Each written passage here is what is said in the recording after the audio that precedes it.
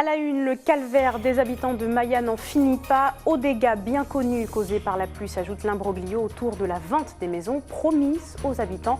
Nous ferons le point sur cette affaire dans ce journal. Elle fait partie des changements de ce 1er mai. La baisse des frais de notaire est entrée en vigueur avec une nouvelle grille tarifaire plafonnée à 10% du montant total de l'achat. Explication à suivre. Enfin, c'est une astuce pour payer moins d'impôts, le don à l'association de votre choix, sous certaines conditions bien sûr, un geste de générosité qui pourrait bien s'avérer gagnant pour votre portefeuille. Bonsoir à tous, bienvenue dans votre journal en ce jeudi de l'Ascension. Tout d'abord, un enseignant a été abattu à son domicile. Le drame se serait produit la nuit dernière aux alentours de 22h45 à Cayenne. Selon le parquet, les premiers témoignages indiquent que 2 ou 3 hommes se sont présentés à son domicile et ont agressé l'une de ses colocataires avant de s'en prendre à lui. Le mobile du meurtre reste inconnu en ce moment. Une autopsie a été ordonnée. La victime était âgée de 41 ans. Je vous propose à présent de revenir sur la situation du quartier de Maya à Matoury. Nous vous en parlions la semaine dernière. La SEM-Samar a racheté le lotissement après liquidation de la SAHLM en 2011. Depuis, un casse-tête s'est enclenché sur la responsabilité face aux nombreux problèmes qui touchent la résidence, notamment sur le programme d'accession à la propriété promis aux habitants depuis déjà 15 ans. Le point avec Yerwin Alcide et Joanne Manus. Un calme trempeur dans le quartier de Maya. Comme à chaque retour des pluies, les habitants se retrouvent les pieds dans l'eau. Construites dans une zone inondable de la crique fouillée, les nombreuses maisons se dégradent de plus en plus. La question de leur vente, prévue pour janvier 2015, reste au point mort. Pourtant, 99% des habitants souhaitent acquérir au plus vite ces biens qu'ils occupent depuis 12 ans. Une situation insoutenable qui s'ajoute à des difficultés administratives. Le préalable, c'est que la mairie de Matoury reprenne les voiries. La SEM-Samar fait une rétrocession des parties communes ainsi que l'éclairage à la mairie. D'accord ? Là-dessus, nous ne pouvons pas avoir d'influence. Il appartient au maire et son conseil municipal, parce que ce n'est pas le maire seulement qui décide, de mettre ce point-là au débat et que ce point-là soit voté. On veut nous demander de fermer les yeux et de faire l'acquisition des maisons. Voilà. Alors qu'on nous a annoncé des réhabilitations qui n'ont pas été faites. Un avis partagé par plusieurs membres de la majorité municipale de Matoury, qui insistent toutefois sur les différents niveaux de responsabilité. La commission, et dans laquelle j'ai siégé, a émis un avis favorable. Elle n'a jamais été contre la vente des logements. Nous avons aussi émis des réserves. Nous avons émis des réserves sur le prix, parce que nous considérions que la SEM-Samar pouvait faire un prix, compte tenu des forts aléas en matière d'inondation sur 50 logements qui sont là. Nous avons fait aussi des réserves sur le fait que la rétrocession des voiries que l'on nous demandait pour l'euro symbolique n'était pas, à notre avis, conforme. Aujourd'hui, les habitants attendent une évaluation exacte du prix des maisons avant d'envisager d'aller plus loin. Ils attendent des compromis de la part du bailleur social. On nous dise, voilà, cette maison présente des troubles, celle-là n'en a pas, celle-là mérite des réparations. Qu'on évalue éventuellement le montant des réparations. Alors, la SEM-Samar fait les réparations à dire d'experts. Si la SEM-Samar ne peut pas les assumer, et ça on peut le comprendre, que la SEM-Samar nous propose, voilà, un deal dans la mesure où ça sera illégal. La maison, je la vends à tel prix, moins les frais de réparation. Qu'est-ce que vous en dites? Et là, il appartiendra à chacun de dire oui ou non. En attendant une issue à cette affaire, les habitants continuent à scruter le ciel et à s'armer de patience. On va à présent revenir sur cette importante coupure qui a privé tous les habitants du littoral d'électricité aujourd'hui. Plus de 2 heures sans courant. Tout est rentré dans l'ordre à 7 heures, mais nous allons revenir donc sur cette affaire avec Davy Riemann, le secrétaire général de l'UTG éclairage de EDF. Nous sommes en communication avec lui. Bonsoir Davy Riemann. Bonsoir Madame Wessop. Merci d'être avec nous. Alors voilà, on revient sur cette panne. Il s'agirait en tout cas de panne sur les turbines de Petit Saut à Sinnamary et de la centrale de Degradé Cannes qui était à l'arrêt selon nos informations à 13 h aujourd'hui. Qu'en est-il exactement? Écoute, à l'heure où nous parlons, les choses rentrent dans l'ordre petit à petit. Donc quasiment toute la totalité des clients qui sont sur le littoral guyanais sont réalimentés. Mais d'après nos informations, il resterait quelques poches qui sont encore un petit peu dans le noir. Mais au fur et à mesure, on rétablit tout le monde.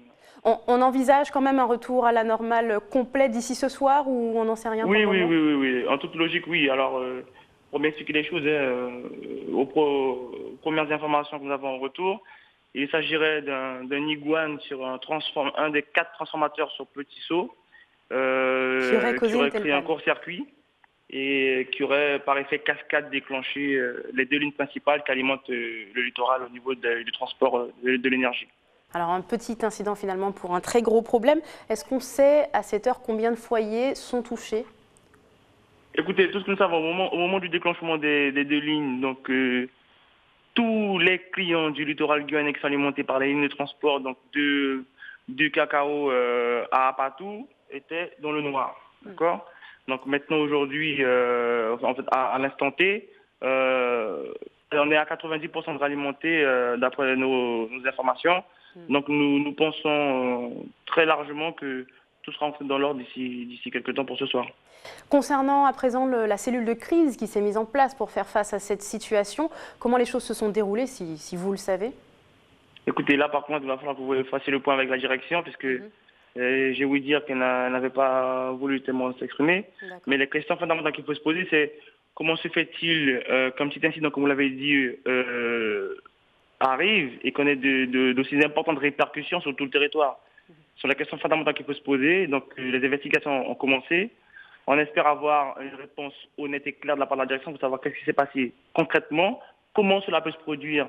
Donc un iguane sur un transformateur, puisqu'à arriver en finalité un blackout en Guyane. Finalement, cet incident, c'est un incident qui apporte un peu de l'eau au moulin, si on peut le dire, finalement pour les syndicats qui réclament toujours une amélioration des moyens de production. On se souvient notamment du grand mouvement de l'année dernière. Ben oui, écoutez, là on parle de production, là on parle aussi du réseau, donc c'est le transport de l'énergie qu'il faut très très rapidement améliorer, investir massivement dedans. Là on joue au quotidien au dé, donc des fois ça passe, des fois ça casse. Aujourd'hui, ce n'est pas passé. C'est-à-dire que ce genre de situation-là peuvent se réitérer dans un avenir proche ou lointain. C'est cela qu'il faut vraiment se poser les bonnes questions aujourd'hui et prendre les bonnes décisions. Donc j'attire l'attention encore une fois sur la situation de l'énergie en Guyane qui est plus que précaire aujourd'hui. On se rend compte bien. Éventuellement, justement, sur cette situation précaire de l'énergie en Guyane, si vous avez cette information au sujet des discussions sur l'interconnexion entre la Guyane, le Brésil et le Suriname pour éviter ce type de coupure quand on a ce type d'incident. Est-ce que vous avez des nouvelles sur ces discussions? Écoutez, encore une fois, nous ne savons pas où ces discussions-là, où est-ce qu'elles sont, comment ça va sur quoi. Mais au-delà de ça, nous, ce que nous prônons aujourd'hui, avant de vouloir s'interconnecter avec les pays voisins pour pouvoir en finalité être dépendants d'eux, soyons maîtres de notre énergie, produisons ce qu'il faut comme il le faut. Ensuite, nous verrons si effectivement il est pertinent et pérenne de faire une interconnexion avec les pays voisins. Parce qu'à l'heure actuelle, si nous nous connectons avec les pays voisins, nous serons plus dépendants d'eux qu'eux seront dépendants de nous. Donc il faudra faire des choix stratégiques. C'est noté. Merci beaucoup, Davy Riemann, d'avoir été avec nous. Merci bien. On poursuit avec le mois de mai qui est arrivé avec quelques changements pour votre portefeuille, notamment les frais de notaire seront également plus avantageux. Une nouvelle grille tarifaire est entrée en vigueur avec un intérêt tout particulier pour les petites transactions. Des tarifs désormais plafonnés à 10% du montant total de l'achat. Explication Ayoudeli Germa. Les frais de notaire, c'est 8 dixièmes de taxes et frais d'enregistrement. 1 dixième de débourse, c'est-à-dire les frais engagés par le notaire pour son client auprès d'intervenants extérieurs. Seul le dernier dixième, les émoluments, sont concernés par cette réforme. Pour les notaires, cette réduction est dérisoire. La profession a fait un calcul du prorata de l'incidence du changement des frais de notaire qui est à peu près de 1,40% sur le montant des émoluments qui sont perçus par les notaires. Donc c'est pas 1,40% des frais du prix de la vente, c'est pas 1,40% du montant total des frais que le notaire réclame, c'est 1,40% des sommes qui reviennent au notaire. Donc une incidence très faible, concrètement. De plus, pour les opérations immobilières et leurs formalités, le montant des émoluments des notaires est plafonné. Cette mesure concerne essentiellement les ventes immobilières de faible montant, de quoi pénaliser les études de taille réduite. En cas de vente inférieure à 9 000 €, le notaire ne pourra pas percevoir plus que 10% du montant de la vente. Donc si une vente se fait à 9 000 €, le montant des sommes versées pour le compte du notaire et non pas des sommes versées pour le compte de l'État ne pourra pas dépasser 900 €. Donc 5 000 € ça ne pourra pas dépasser 500 €. Et pour ces les petites notaires, études qui ne vivent oui, que de petites ventes, ça va être conséquent puisque leur chiffre d'affaires va baisser de près de 40%. Autre changement, chaque notaire peut désormais appliquer une remise sans que celle-ci soit négociable avec son client. De plus, l'activité de négociation immobilière et de transaction des notaires seront désormais payantes. En bref, à présent, l'inspection générale des affaires sociales chargée de clarifier la situation financière des missions locales. C'est une décision de la ministre du Travail qui pointe du doigt les difficultés et les disparités de fonctionnement entre les 446 structures du pays. Elle a donc missionné l'IGAS pour faire le point, mais aussi mieux adapter les moyens alloués à ces structures d'aide aux jeunes. Coup d'envoi lundi prochain.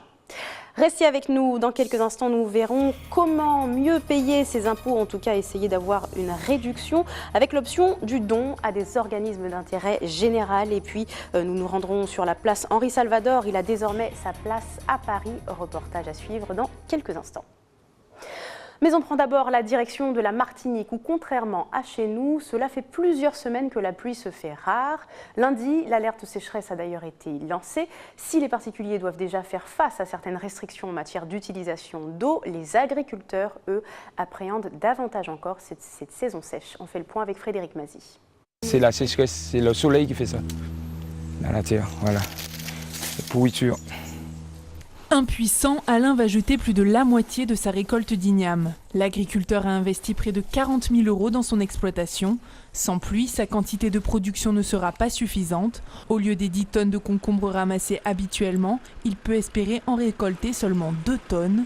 La sécheresse favorise de plus des maladies qui attaquent les fruits et légumes, tels que le mildiou. Là, on aura quand même cette maladie qui va se développer d'ici quelques semaines et qui va ralentir la croissance de la plante et on aura un manque à gagner. Tout ce qu'on plante, on n'arrive pas à arriver à terme au niveau de la production. Et ça, c'est des périodes sèches au fait au niveau de l'entreprise. Et si ça continue, je pense qu'on mettra la clé sous la porte. La pluie est venue arroser le début de semaine, la végétation reste luxuriante, les sols ont pu se gorger d'eau. Mais il ne faut pas croire pour autant que ça a rechargé les cours d'eau. Et donc aujourd'hui, on est sur des quantités d'eau, sur des quantités de pluviométrie qui n'ont pas permis de recharger les cours d'eau. Et donc le débit des rivières reste à un niveau relativement bas par rapport à la saison. Compte tenu des quantités qui transitent actuellement dans la rivière, une partie des besoins ne peuvent pas être satisfaits. Donc la vie aquatique, l'alimentation en eau potable ou les besoins pour l'irrigation. D'après Météo France, la pluie ne fera pas son retour avant la fin de semaine. La population est invitée à limiter sa consommation d'eau, telle que l'arrosage des pelouses ou le remplissage des piscines. Vous le savez, nous sommes en pleine période de déclaration des revenus jusqu'au 18 mai sur papier et jusqu'au 7 juin pour les télédéclarations. Un moment rarement agréable. Pourtant, certains devraient recevoir une facture allégée grâce à l'option du don. Un geste de générosité envers un organisme d'intérêt général récompensé par le fisc. Explication. Première condition, votre don doit correspondre à l'un des 5 cas prévus par la loi. Le versement de sommes d'argent, le don en nature tel qu'une œuvre d'art par exemple, le versement de cotisations, l'abandon de revenus ou de produits. C'est le cas lorsque vous renoncez à des droits d'auteur au profit d'une association par exemple, mais aussi les frais engagés dans le cadre d'une activité bénévole. Deuxième condition, votre don doit être sans contrepartie. Si vous versez des cotisations à une association, les avantages institutionnels et symboliques que vous recevez ne sont pas considérés comme de réelles contreparties. Par contre, si vous recevez des biens de faible importance, cartes de vœux, insignes, etc., la valeur de ces contreparties ne doit pas dépasser un quart du montant du don avec un maximum de 65 € par an.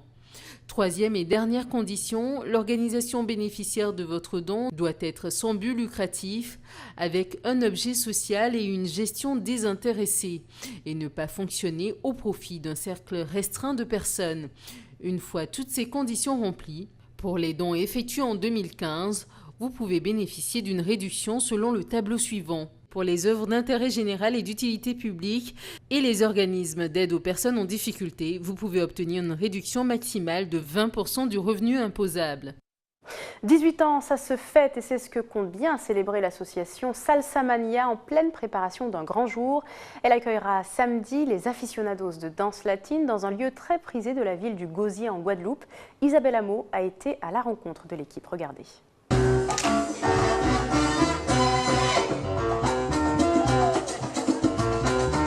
Plusieurs centaines de Guadeloupéens ont été éveillés au rythme de cette musique latine. La salsa, une activité fédérée principalement par l'association Salsa Mania, qui fêtera prochainement ses 18 ans. Alors 18 années pour nous, c'est effectivement l'âge de la maturité. Nous sommes, on va dire, pratiquement des adultes et nous allons faire un signe assez fort sur la jeunesse. Autant nous allons appeler tous les pionniers à être présents pour présenter, pour faire ce lien entre la nouvelle génération et cette génération qui est fondatrice, autant nous allons pouvoir présenter des prestations avec cette jeune génération qui prend la relève au fur et à mesure. Et nous aurons effectivement de la prestation de salsa, de kizomba et de bachata. 18 années de cours, de stages et d'échanges culturels et artistiques qui ont fait émerger des amoureux de la danse latine un peu partout en Guadeloupe. L'association compte une centaine d'adhérents et de nombreux sympathisants. Ça serait quand même prétentieux de le dire, mais on peut le dire effectivement. 18 ans de manifestations, de développement. Nous avons aujourd'hui le bonheur de dire que dans chaque commune, il y a des formateurs. Il y a une dizaine d'associations fortes qui œuvrent dans toute la Guadeloupe. Nous avons depuis Saint-Claude jusqu'à Saint-François des organisations. Et aujourd'hui, effectivement, quelqu'un qui veut sortir et s'amuser dans la salsa peut trouver tous les jours une manifestation pour pouvoir se détendre et se divertir. Donc notre contribution, je pense qu'elle est totale. Et preuve en est le nombre de salseros grandissant. De la salsa, oui, mais pas seulement. Pas que de la salsa, puisque nous sommes une association culturelle qui embrasse tout ce qui est latino. Donc nous avons la bachata, nous avons le merengue, j'allais dire la biguine parce que nous sommes dans ce milieu caribéen. Et nous avons des incursions de kizomba. C'est donc au rythme afro-latino-caribéen que passionnés ou simples amateurs souffleront les 18 bougies de Salsa Mania samedi soir au Gosier. Le chanteur Henri Salvador a sa place à Paris et pas n'importe où. La plaque qui porte son nom a été posée juste devant la mythique salle de l'Olympia, entre les 1er, 2e et 9e arrondissements de la capitale et non loin de sa dernière habitation de la place Vendôme. Un hommage rendu à l'auteur du Jardin d'hiver 8 ans après sa mort. Regardez. 1, 2, 1, 2, 3.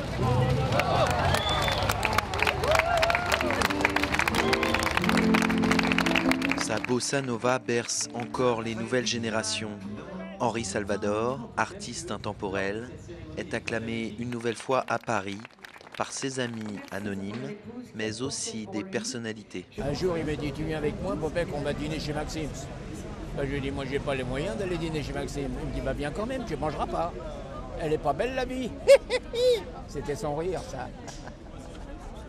8 ans après sa mort, c'est sa dernière femme Catherine qui a tenu à cette reconnaissance pour celui qui a tant souffert du racisme tout au long de sa vie.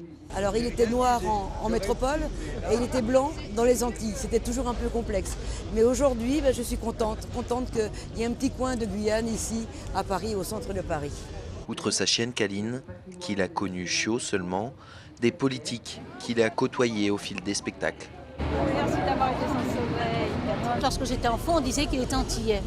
Et c'est plusieurs années après que j'ai découvert qu'il était guyanais, qu'il était né en Guyane.